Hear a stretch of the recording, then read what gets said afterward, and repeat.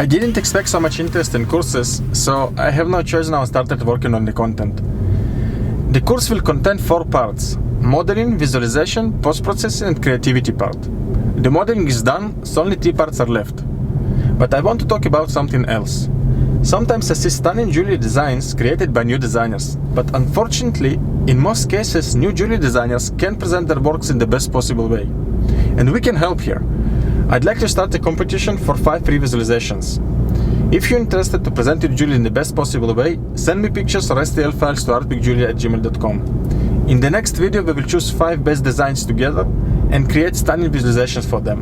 We will upload those videos on our YouTube channel and send them to the winners. Share this video with jewelry designers who may be interested, and let me know what you think about this competition. Waiting to see your best, guys. I'm sure you can surprise me.